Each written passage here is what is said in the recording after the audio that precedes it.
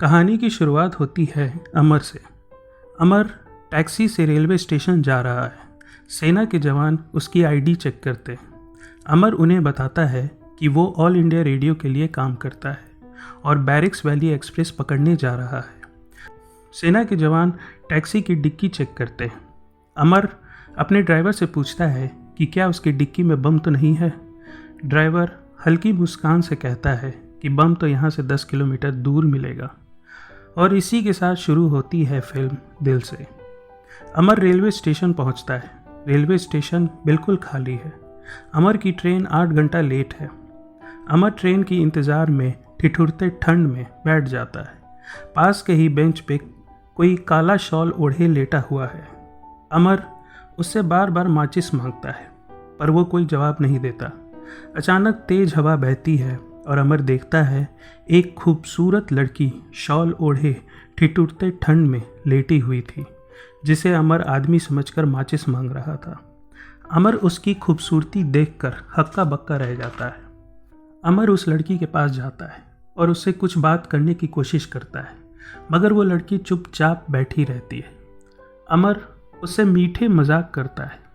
अमर उससे फिर माचिस मांगता है। वो लड़की भी थोड़ा थोड़ा मुस्कुराती है। फिर अमर उससे पूछता है कि आप यहाँ अकेली हैं, मैं आपके लिए कुछ कर सकता हूँ क्या?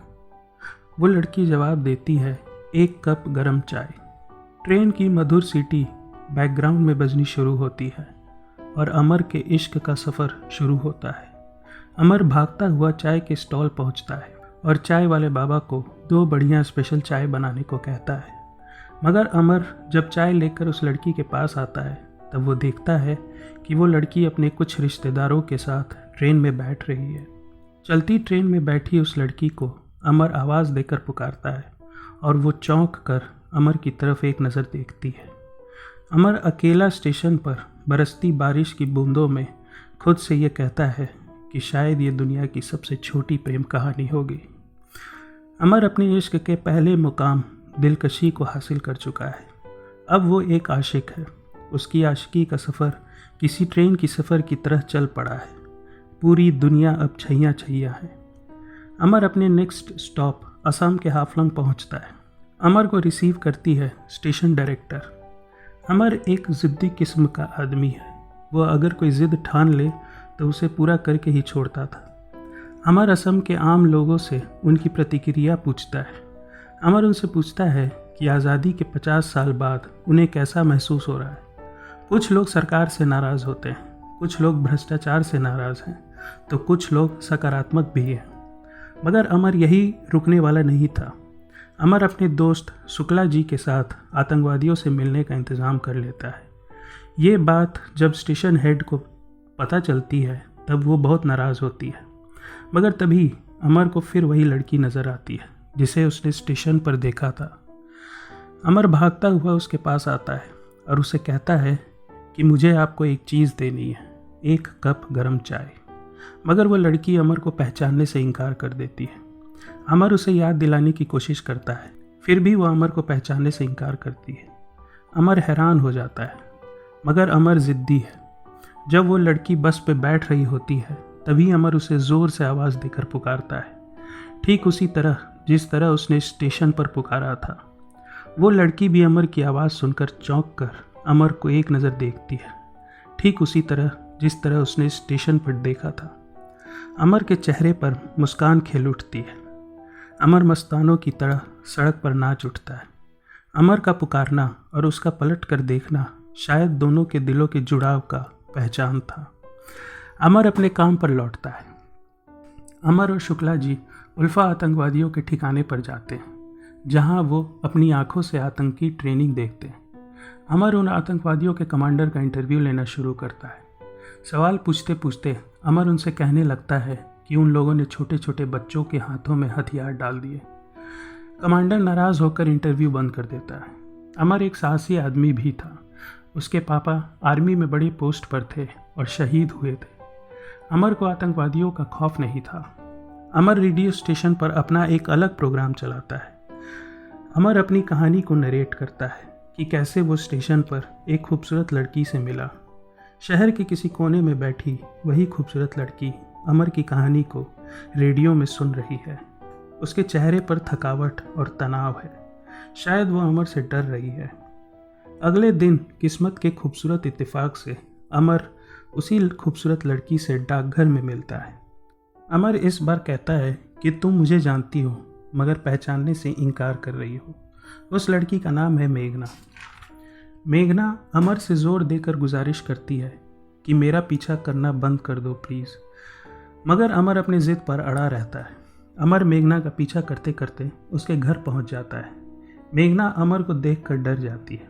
मेघना बार बार अमर को कहती है कि वो उसका पीछा ना करे, मगर अमर मानने को तैयार नहीं। तंग आकर मेघना अमर को कहती है कि वो शादीशुदा है। अमर मेघना की शादी की बात सुनकर बहुत उदास हो जाता है, मगर अमर न जाने किस मिट्टी का बना है, न जाने वो क्या सोचता है। अमर मेघना से कहता है कि वो मेघना के पति से मिलना चाहता है। मेघना तैयार हो जाती है और वो अपने साथ 2 लोगों को लेकर आती है। वो 2 लोग अमर को अपने साथ कार में बैठाकर सुनसान जंगल के बीच ले जाते हैं। वो सभी लोग अमर को मारना शुरू करते हैं। वो अमर को बताते हैं कि वो मेघना के पति नहीं, भाई हैं। अमर उनकी बात सुनकर खुश होने लगता है। किसी पागल की तरह मार खाते खाते अमर उनसे बार बार पूछता है कि वो तुम्हारी बहन ही है ना। वो लोग अमर को मार मार कर अधमरी हालत में जंगल में ही छोड़ देते हैं। जंगल में लकड़ियाँ चुनने वाली एक लड़की अमर को देख लेती है। शुक्ला जी और स्टेशन डायरेक्टर अमर को उठाकर हॉस्पिटल ले आते हैं। हॉस्पिटल में स्टेशन डायरेक्टर अमर को समझाती है कि उस लड़की के चक्कर में पड़े तो ये हालत हो गई, भूल जाओ उसे अब। अमर अपने टूटे जबड़े से लड़खड़ाते कुछ कहता है। शुक्ला जी पूछते हैं कि क्या कह रहे हो। अमर कहता है कि उसकी शादी नहीं हुई, और ये सुनकर शुक्ला जी नाचने लगते हैं। प्यार भी अजीब चीज़ होती है, दर्द में भी हंसी दे देती है। अमर हॉस्पिटल से ठीक होने के बाद मेघना को ढूंढने लगता है। मेघना अपने भाइयों के साथ कहीं दूर चल गई है। मेघना को देखने के लिए अमर तड़प रहा है। एक दिन डाकघर में अमर को एक ख्याल आता है कि मेघना अक्सर यहाँ से किसी को फ़ोन किया करती थी। अमर डाकघर के स्टाफ को पैसे देकर उस फ़ोन नंबर का पता लगाता है। अमर को पता चलता है कि मेघना अक्सर लद्दाख में किसी को फ़ोन लगाया करती थी। अब कहानी असम से निकलकर लद्दाख पहुँचती है। अमर लद्दाख में एक लोकल फेस्टिवल को कवर कर रहा है। तभी वहाँ सेना के जवान एक आतंकवादी का इनकाउंटर करते हैं। चारों तरफ अफरा तफरी मच जाती है। उसी अफरा तफरी में भीड़ में मेघना खड़ी होती है। अमर मेघना को देख लेता है। सेना के जवान सभी लोगों की पहचान पूछने लगते हैं। मेघना एक मिनी बस में जाकर बैठ जाती है। अमर उसे देख लेता है। अमर मेघना के पीछे जाकर बैठ जाता है और मेघना से मजाक करने लगता है कि फिर पिटवाओगी क्या। सेना के जवान मेघना से उसकी आईडी मांगते हैं। मेघना उन्हें बताती है कि वो अमर की बीवी है। अमर मेघना का जवाब सुनकर मस्ती में डूब जाता है और खूब मौज करने लगता है। मिनी बस रास्ते में ख़राब हो जाती है और सभी लोग पैदल चल देते हैं। अमर मेघना को पुकारता है, मगर मेघना कोई जवाब नहीं देती। अमर बहुत गुस्से में है। मेघना अमर को इग्नोर किए जाती है। गुस्से और जिद में डूबा अमर मेघना को किस कर लेता है। लद्दाख के सुकून भरे इलाके में अमर और मेघना एक दूसरे के बेहद करीब आने लगते हैं। अमर के लिए मेघना के मन में भी कुछ एहसास जागते हैं। अमर मेघना के बारे में कुछ नहीं जान पाता कि वो कौन है, कहाँ से आई है, क्या करती है। बस अमर ये जान पाता है कि मेघना के मन में कोई ऐसा घाव है जिसके कारण मेघना को पैनिक अटैक आते हैं। अमर मेघना से अपने प्यार का इजहार करता है और भगवान बुद्ध के सामने मेघना के सामने सर झुकाकर उससे शादी करने की इच्छा जाहिर करता है। अब अमर इश्क के 5वें मुकाम पे पहुंच चुका है। 5वां मुकाम यानी इबादत। मेघना अमर की बातों को हंसी में टाल देती है। फिर एक रात अमर और मेघना एक साथ होते हैं। दोनों एक दूसरे से अपनी बचपन की यादों को शेयर करते हैं। अगले दिन जब अमर जागता है तब वो देखता है कि मेघना जा चुकी है। अमर बेहद गुस्से में मेघना के धोखे को बर्दाश्त नहीं कर पाता। अमर मेघना को कोसने लगता है, उसके नाम को बद्दुआएं देने लगता है। मेघना कश्मीर के बर्फीली वादियों में किसी जगह अपने साथियों के पास आती है। अब मेघना की असलियत जाहिर होती है। मेघना एक उल्फा आतंकवादी है। अमर अपने घर दिल्ली आ जाता है। अमर का परिवार बहुत बड़ा है। हंसते खेलते लोगों से भरा हुआ है अमर का घर। अमर के घर वाले अमर का रिश्ता तय कर देते हैं एक लड़की प्रीति से, जिसके पापा अमर के पापा के दोस्त हैं और खुद आर्मी से रिटायर्ड हैं। प्रीति अमर से मिलकर बहुत नर्वस होती है। अमर और प्रीति अपनी अपनी ज़िंदगी के बारे में एक दूसरे से सारी बातें शेयर करते हैं। अमर प्रीति से शादी के लिए हामी भर देता है। सभी लोग अमर और प्रीति की शादी की तैयारी में जुट जाते हैं।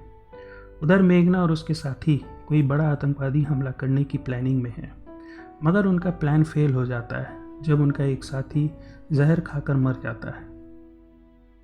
अब वो अपना प्लान चेंज करते हैं। अपने नए प्लान के तहत मेघना अमर के पास आती है नौकरी मांगने के लिए। अमर अपनी शादी की तैयारियों के बीच मेघना को देख सन्न रह जाता है। अमर मेघना को ऑल इंडिया रेडियो में नौकरी दिला देता है और उसे अपने घर के ही ऊपर वाले कमरे में रहने को दे देता है।